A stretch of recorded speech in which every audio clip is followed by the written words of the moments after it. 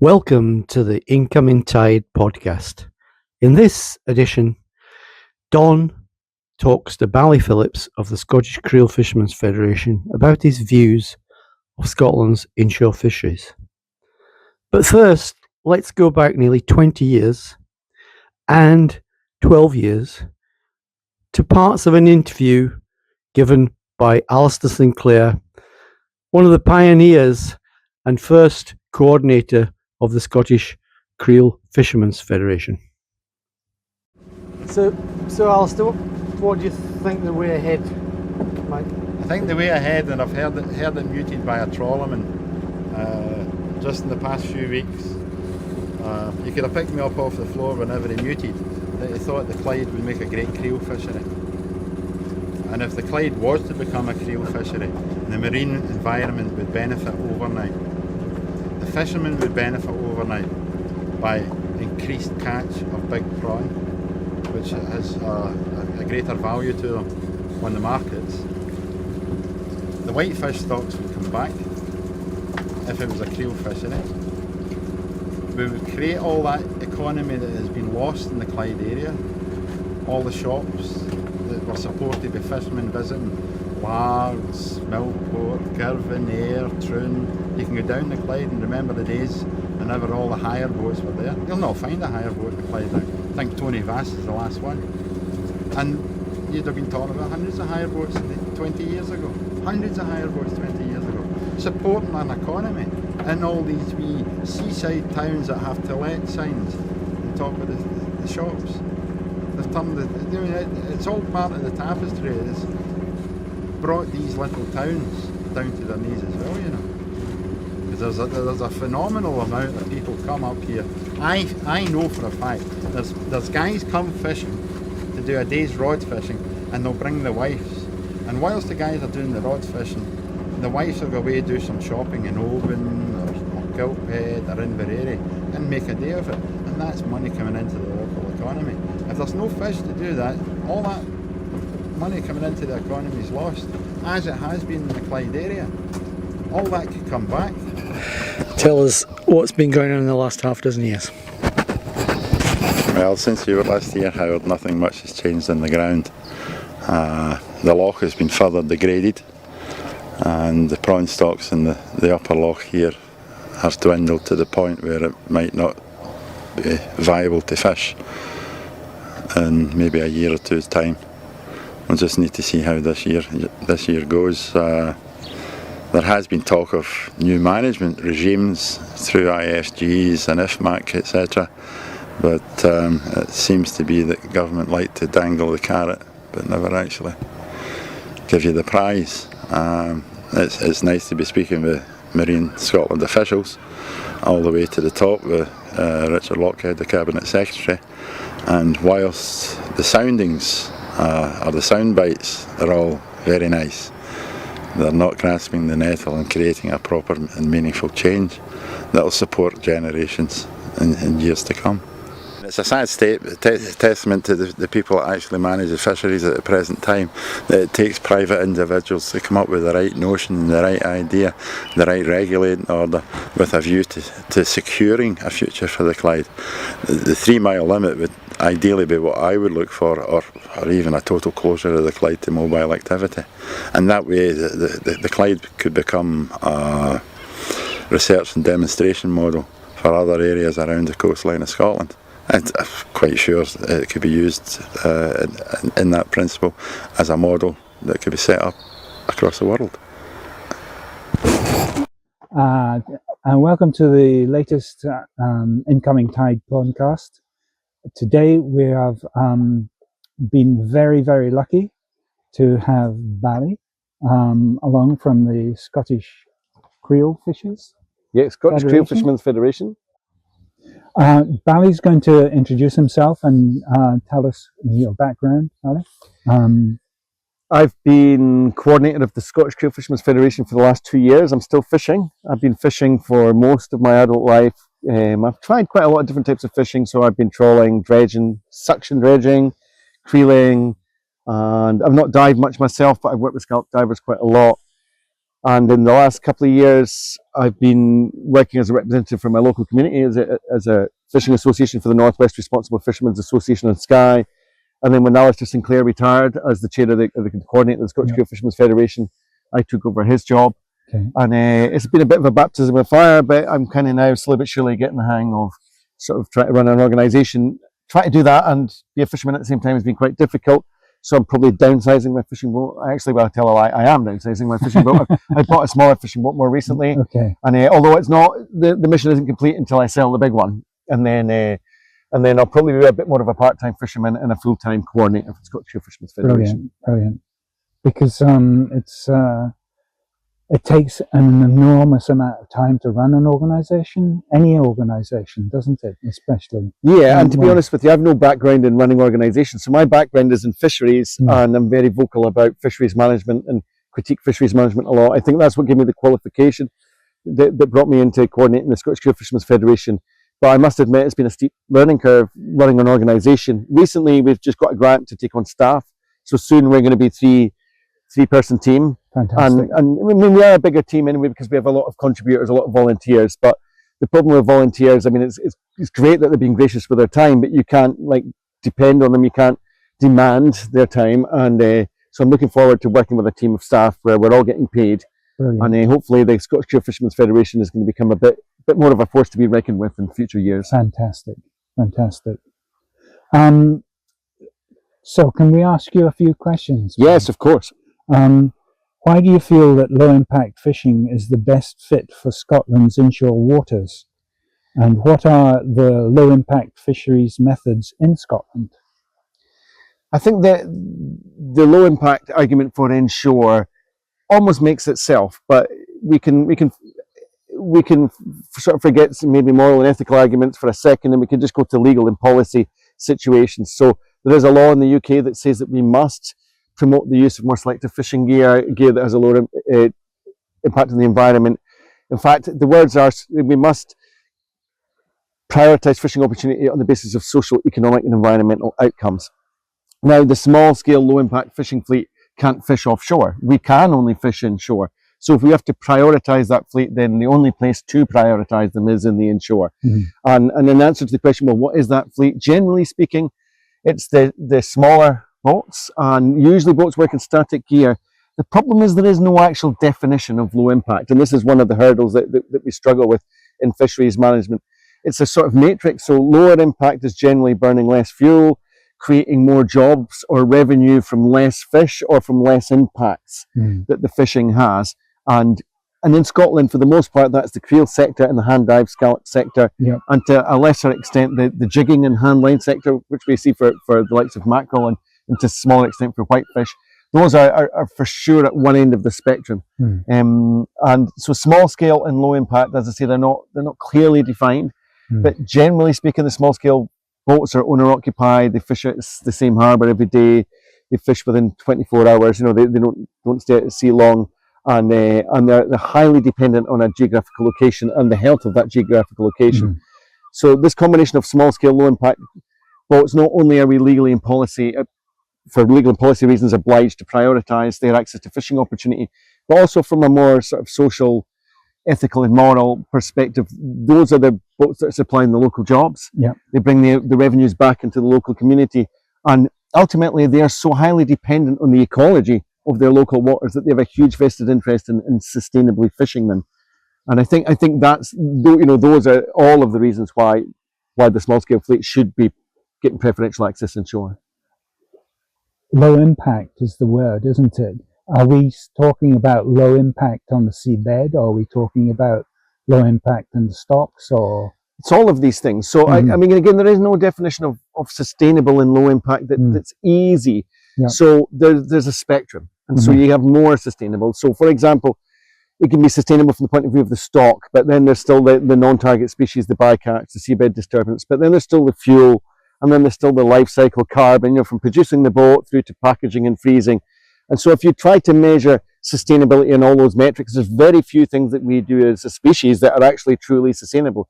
But as a society, we're driving towards sustainability all the time. And I think low impact is probably better called lower impact. Okay. So when you're given two choices, if you have two ways to catch the same fish, and one can either produce more jobs, more revenues, or do it with less environmental impact, that's the lower impact one, and we should try and give preferential access to lower impact. In time, that should drive more lower impact, but what is low impact will change, because in a few years we may say, well, the lowest impact boats are electric. Okay. Or they're all using escape panels, or they're all using whale-friendly gear. So what is lower impact will hopefully evolve over time, but the legal obligation for the government is to incentivize lower impact fishing. Okay. What's the biggest challenge for your members that they face right now?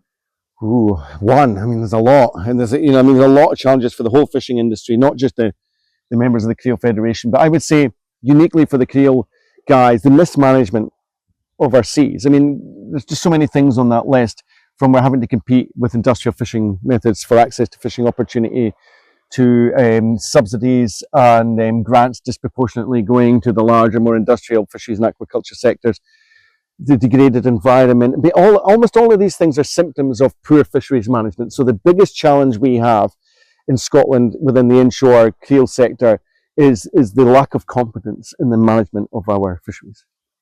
Marine Directorate? Marine Directorate for sure, 100%.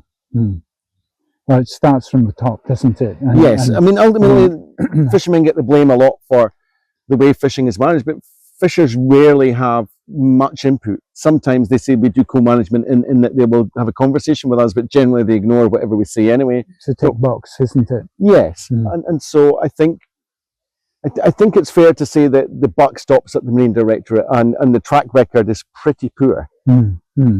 You know, there's a serious indictment against the Marine Directorate for not doing fisheries management competently, and I think that, you know, that case, that argument is quite unequivocal. We can see it here in the Clyde. We've seen crashes of almost all the demersal fin fish, and even before that, the herring. And there's no real strategy or plan to undo that. You know, so it's one thing saying, well, this happened before our time, before Marine Directorate, before Scottish devolution, and say that they're not responsible for what they inherited, but they are responsible for fixing it. Totally. And as far as I know, there is no plan or strategy to fix the mistakes we've made in fisheries management historically. Should a low impact fisheries get more access to inshore waters, and why? Yes, for sure. I mean, I think there's a legal policy, as I say, that the government must incentivise lower impact fisheries, and that means giving them a space to be in. So you can't really incentivise lower impact fishing if you're asking it to compete directly against higher impact industrial fishing. And so does giving you more access, does that mean giving less access to more damaging forms of fishing? Yes, and I think, to be honest with you, there's a case that if a form of fishing is particularly damaging, it shouldn't have any access at all. It certainly shouldn't be allowed to displace lower impact fishers.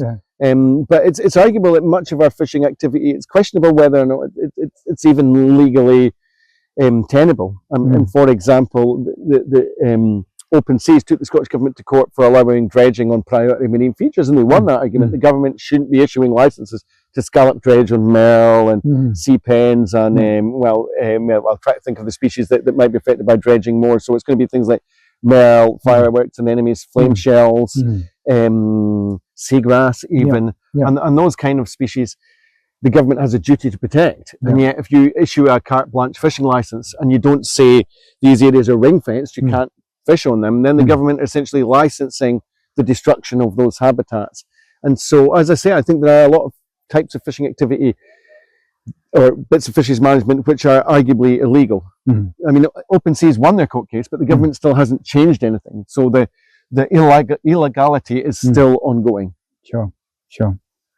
Is it possible to make a living without damaging the sea? So again, this damaging, it's a spectrum. So almost everything we do breathe in the air is arguably damaging. The question is it sustainable? Can the environment absorb our impacts and be in the same condition when our children inherit it? I think that's the damage threshold that we've got to stay on the right side of. And so every time you throw a creel or catch a fish with a fishing rod, or even go swimming in the sea and you walk across the seagrass, you're arguably having an impact. The real trick is keeping those impacts on the right side as sustainable. In fact, the trick is maybe a bit harder than that, because everything has been unsustainable for so long. The trick is now getting the impact so low that they facilitate recovery. I think that's really got to be our ambition. I think we're pitching too low if all we're wanting to do is maintain things as they are. And so yeah, I think it's not so much the type of fishing activity, it's the type of fishing activity combined with the management. So as I say, even wild swimming could be unsustainable if everybody walks across the same patch of seagrass every time. And creel fishing similarly, if there's too many creels, it can be unsustainable either on the target species or on the Bethnos that's on the seabed.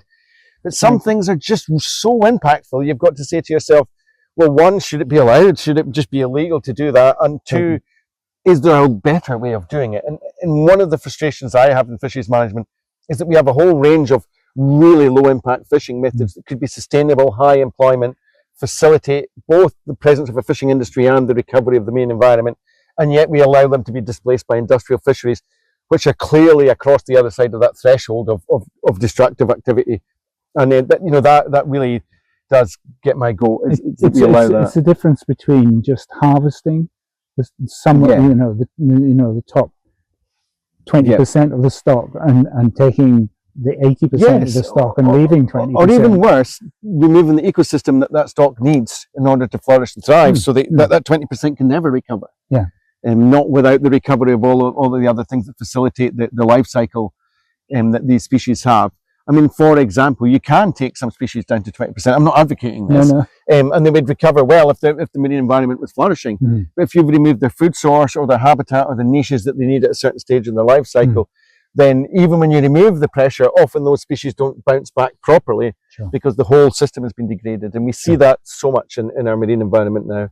Totally. Okay. What changes have you seen in the West Coast waters over the years that you've been fishing? Or that you've been in the West Coast? Yeah, I mean, the changes have been quite profound, and arguably it's experiencing those changes that has motivated me to do the job I do now. So certainly when I was a grasshopper, I was going at my dad's trawler, and there was a lot of demersal whitefish, and the guys on the deck were teaching us how to gut fish, and a whole range of different fish, all the different flatfish, and there was skates, and there was rays, and there was constantly dragging up these barn doors, and then there was all the usual, the cod and the haddock and the whiting and the ling and giant congers. I mean, the plethora of fish was quite impressive for a young person. But by the time I was old enough to do summer holidays and things like that on the trawlers, most of those fish had been denuded in their abundance to the extent that they weren't commercially viable to be retained. And so sometimes there was maybe a particular species that would be retained and the rest would just get shoveled over the back of the fish. That was quite shocking to me when I started going out in trawlers. By the time I left school and was going out in trawlers at that age, then none of the fish were being retained at all. What was left were generally small. Maybe the odd large individual was a keeper for a feed to bring home to give to the lady down the street or whatever. But I mean, that was the scale of the fish that were left. The whole fleet had migrated to catching just nephrops as the target species. And what fish there were a bycatch, but mostly not marketable, just because the fish markets are on the East Coast, so you have to have a certain quantity you have to land them by the box. So if you weren't catching fish by the box, they were just getting shoveled over the back of the boat. Now, by the time I decided trawling really wasn't something that I could justify ongoing participation in, almost all of the fish were gone, and everything that was coming up was just fingerlings, juvenile fish. Very rarely did you see even a keeper, and I think that's a huge extent to have modified the ecosystem, and it's quite remarkable. And so that's like my personal experience, but I've also read a little bit about what has also happened in that time. And so I'm only talking about the species I was seeing coming up in the trawl net, but the stuff that the trawl net impacts that doesn't actually make it up to the surface, so the sea pens and the other sort of biogenic reefs and stuff like that. My understanding is that they've been degraded somewhere between 40 to 90% for most of the species of biogenic reef that are also in the ecosystem. And the reason that that's problematic is because those various fish species rely on those habitats and ecosystems as part of their life cycles. And so not only have I seen a huge amount of change, but what worries me is that if we don't get a grip of it soon, it becomes harder and harder for that change to be undone, for recovery to take place. Because it's like one is losing the parrots from the forest, but the other is also losing the trees, if that makes any sense. The parrots can't come back if there's no trees to build their nests in and so on. And I think we're seeing that to a huge extent with the marine ecosystem. So the changes I probably maybe have given too long an answer, but I mean, I don't think I can emphasize enough that the extent to which we've modified the ecosystem, just even in my lifetime, is quite terrifying to me. The answer is never too long. If you could change one Scottish government policy tomorrow, what would it be? Just one. I mean, there's a few.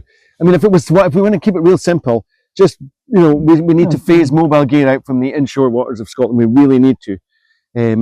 This is a 3 mile or what? Well, I mean, we talk about the 3 mile limit in the Creel Federation because we once had a 3 mile limit. There's precedent for it. We know how many jobs we could support, and what sort of ecosystem could still exist within that strip. But I think arguably we shouldn't allow trawling and dredging anywhere where you can viably creel fish or scallop dive. Because otherwise you're forfeiting jobs, revenues, or the ecosystem unnecessarily. Now, if you were to do it as like a thing that happens overnight, then the 3 mile limit is probably a good first staging post, because there's enough boats and creels. The turmoil for the jobs and the industry wouldn't be so bad. You know, a few of the smaller trawlers could convert to creelers. There'd be enough room for some new creelers and so on. But arguably in the longer run, I think we should go probably out to 12 miles. The whole of the inshore, we should really restrict trawling and dredging in, because there's very little argument for doing it. Do you think that the Scottish Government and the Marine Directorate have the data on what's happening? Yes.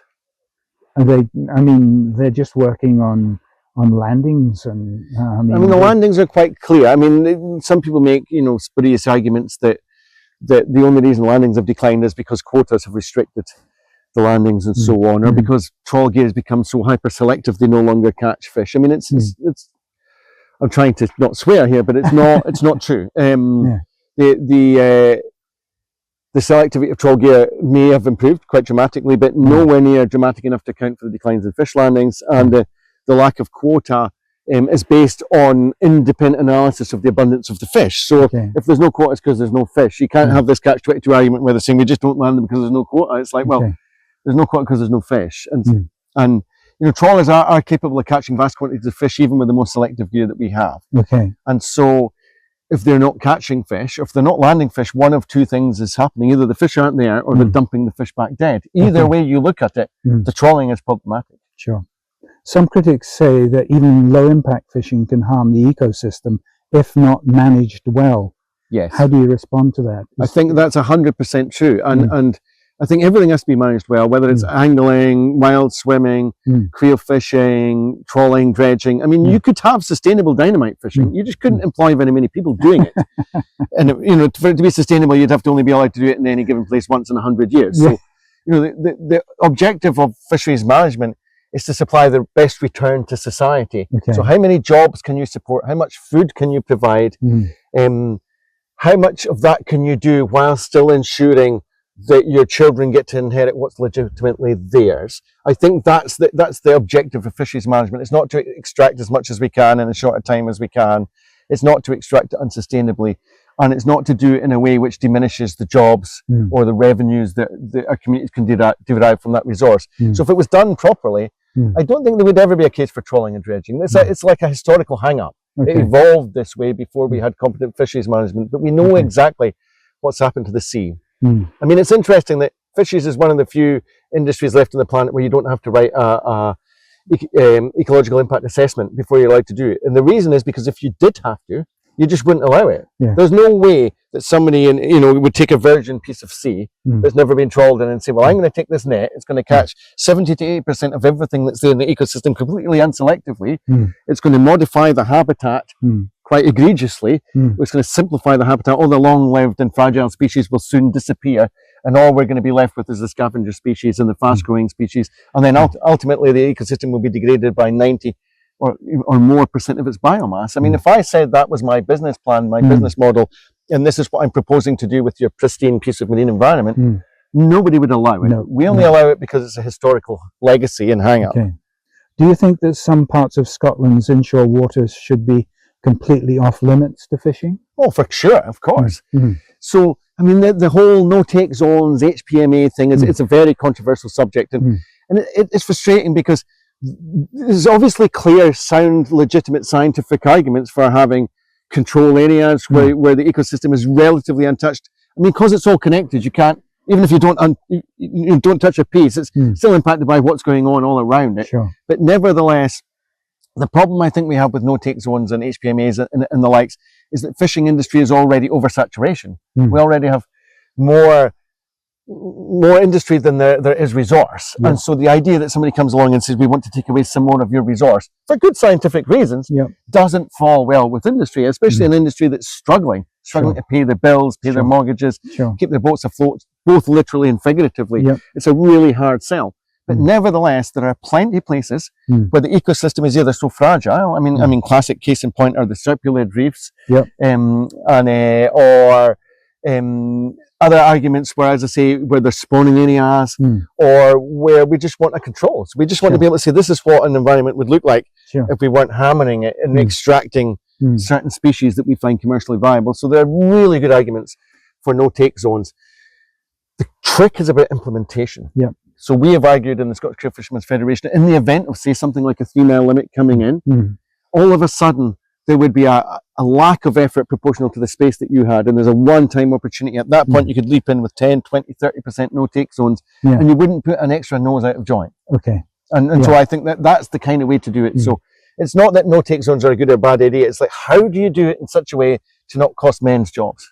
Well, the other thing about rolling out no-take zones is they should be monitored. And of course. If nothing's happening, well, there's no point in having a scientific no-take zone if there's no science. If nobody then goes back and says, well, this is what a control area looks like. I mean, it's a great argument for having a control area, but the whole premise is that somebody monitors and assesses it, and it reseeds around about it. Exactly. And we can also say this is the extent to which the non-control area is degraded. So if you don't have that ongoing science and assessment, then much of the value and the argument for those control areas is out the window. But nevertheless, I don't think that's a credible argument for not having them. We still need them. What about the issue of entanglement in creel lines? I mean, there's another one of the thorny issues. So it's an interesting one. So, I mean, the creel industry, we market it as one of Scotland's most sustainable fisheries, and it clearly is, second probably only to scallop diving. But nevertheless, just because you're the most sustainable industry doesn't mean that you are actually 100% sustainable. And so the creel sector requires regulations on the amount of creels that can be deployed, the amount of boats that can deploy creels, the amount of creels that can be put into any given space, the amount of target species that can be extracted. I mean, these are all just common sense things, but we don't have them in Scotland. And then one of the byproducts that we have of having an extensive creel sector is a bycatch and entanglement issue. So we've spent a few years in the Creel Federation trying to understand, well, what is the extent? What is the nature and the extent of the bycatch entanglement issue in Scotland? And we set up a group called the Scottish Entanglement Alliance, which has been looking at this over the last few years. And the figures are interesting, so it depends what way you look at it. I mean, it's arguable that killing a single whale or a basking shark is one too many, but it's also contextualised with places that kill them on purpose, whether it's Iceland or the Faroes or Norway. And so the mortality of, say, minke whales in Scotland is about 16 to 30 a year, compared to Norway allocates itself a quota of between 400 and 800. And so, again, it's hard, and it might appear like I'm sitting here trying to justify the killing of whales, and I'm not, but I'm just to contextualise it. We have an issue so long as we're killing any. But interestingly, one of the things we did with the Scottish Entanglement Alliance is we understood the nature of these entanglements. So it turns out 80% of all minkies that get entangled in the ground lines. And this is also true of basking sharks, 80% of basking sharks.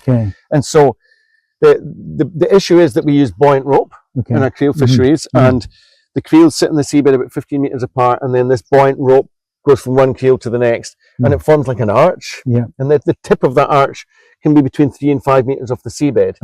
And then if you say have 50 creels in a row, then you've got 50 arches in a row. And then if a guy next to you has 50 creels in a row, you've got 100 arches in a row, and the guy next to you and so you end up with a sea of arches. It's a bit like a spider's web.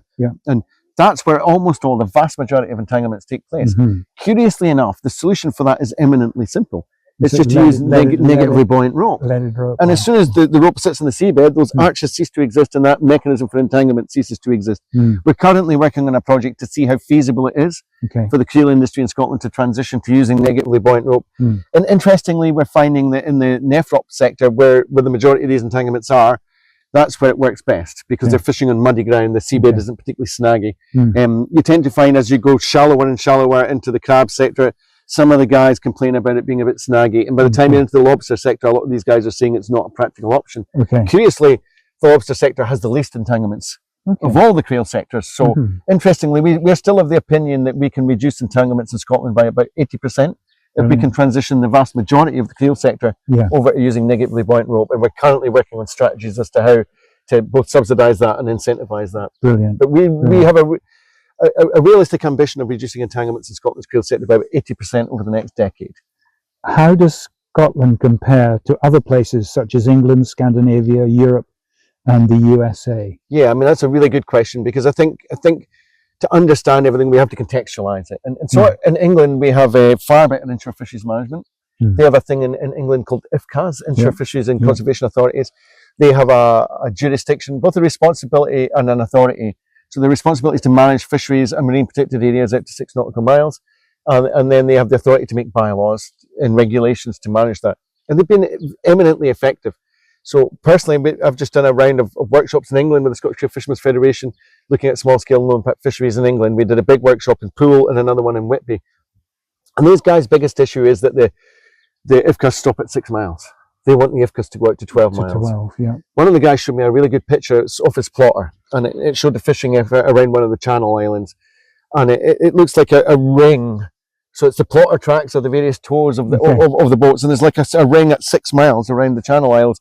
But what it goes to show is that there's a very different level of fishing effort and style of fisheries management going on within 6 miles than there is out with 6 miles. So within 6 miles, they've effectively banned trawling and dredging through the vast majority of England. They've got creel limits. They've got escape panels in their creels. They've limited the horsepower of the boats. And what you have is a very effective sustainable fisheries management regime within 6 miles. And then what the guys are saying is that because it's far less well managed outside 6, that the effort outside 6 is undermining what's happening in 6. Okay. And they're saying it needs to go out to 12. And I think that's when we look at Scotland. I said to them in Scotland, see this line you've got where all that effort starts at 6 miles. We don't have that line in Scotland. All that effort's right up to the shore. We're allowed to dredge with a big boat right up to the shore in Scotland. For the most part, trawling and dredging are barely excluding less than 5% of our waters. And these guys were aghast. This is just in England. They couldn't believe how poor our fisheries management was in Scotland. And we have almost zero differential management between inshore and offshore. You know, our inshore fisheries management is non-existent. It's the same. Now, you go to somewhere like Norway, they've effectively got a 12-mile limit on towed gear. Norway's got one of the best thriving fishing industries in Europe.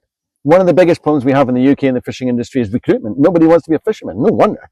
But in Norway, it's the opposite. Everybody wants to be a fisherman. The training colleges are turning away hundreds of people. It's a really lucrative job.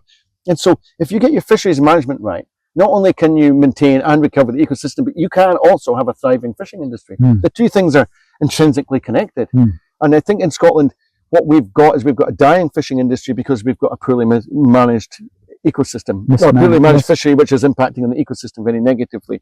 I think we can learn a lot by looking at England and looking at Norway and plenty of other places, the United States as well. They've got really effective fisheries management on so many levels. I participate in a group with government called the All-Party Parliamentary Group on Fisheries. And one of the things I asked them to do was to commission a report to look at best practice elsewhere in the world and compare it to what we're doing in Scotland. We don't have that report yet, but I'm really looking forward to it coming out, because I think it will shine out quite a stark contrast on what we've been doing in Scotland compared to everywhere else. Although it sounds like a bad news story, the good news is that we can do it so much better. There are good examples, there are good case studies, and there are plenty of places where the fishing industry and the ecosystems are thriving, and those are the things we should be trying to emulate. Totally. What happens if we do nothing or change very little? I think this is where we are. I think the problem is that the incumbent industry benefits from the status quo. So, and the government, it's least controversial at the moment for the government to do little. And the problem with little is we're on a slippery slope. You know, the trajectory for fish populations on most species, certainly in the inshore, and most of these biogenic reefs and habitats and ecosystems is all downhill. It's a ski slope, and therefore, unless we change something reasonably dramatically, then we're looking at a sea where most species become commercially extinct, where most of the fishing industry is wiped out, most of our coastal communities lose that connection to the sea and lose the access to the resources which once made them rich and wealthy. Well, the Clydes are a classic example. Exactly. But conversely, if we get it right, if we just start to implement good, practical, healthy fisheries management, you can get more jobs almost overnight. A 3 mile limit we calculated in the Scottish Creel Fishermen's Federation could double the amount of fishermen employed in Scotland overnight in our inshore without catching an extra prawn, simply on the basis of the fact that the prawns that are creel caught are worth 4 times as much than the ones that are trawl caught. Yep. So not only could we employ twice as many fishermen, but we could do it catching the same amount of prawns whilst having a tiny fraction of the bycatch and a tiny fraction of the seabed disturbance. There's no reason why conservation should be weighed up against the fishing industry. If we get this right, then good, healthy marine conservation is entirely compatible with a good, healthy, thriving fishing industry. In fact, as I say, the two of them are intrinsically linked. It's all just about getting the management right.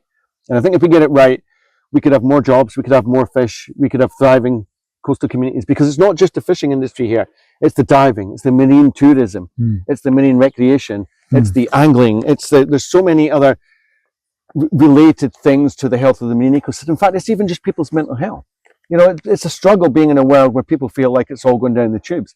And I think good news stories are really important. People that live in coastal communities, they want to know their community is contributing to making the world a better place, that their marine environment in front of their house that they can see out the window is getting better every day. I think that kind of stuff is priceless, not just for the fishing industry, but for our community, for our culture, for our children. Well, it's a commonly held resource, isn't it? Exactly. And if they know that it's being looked after properly and fished properly, you know, that they're going to be happy about it. Exactly. You know, I mean, the marine environment is one of the last commons, and the government's job is to manage it in the public interest. And our job as a public is to ask them, demand that they manage it in the interest of future generations. And unfortunately, at the moment, it's been managed in the interest of a small cabal within the fishing industry. And I think we are all worse off for that. Well, thank you, Bally. That's really, really perfect. And we look forward to you being on the podcast again sometime. Excellent, soon. no problem. Well, hopefully tomorrow we'll be celebrating 30 years of Iron Coast, yes. And we'll be selling as many people as we can the virtues of some of the work that we're being involved in, and both in the Creel Federation and with some of our wider networks like the Overseas Coalition and the Scottish Entanglement Alliance and the Scottish Marine Animals Training Scheme, and of course, Coast. Brilliant. Thank you very much, Bally. Okay. Doug Anderson is one of the world's leading underwater camera operators. He's worked all over the planet, filming some of the ocean's greatest spectacles and largest inhabitants. And Doug Anderson, who learnt to dive in Lamlash Bay, is next month's guest on the Incoming Tide podcast.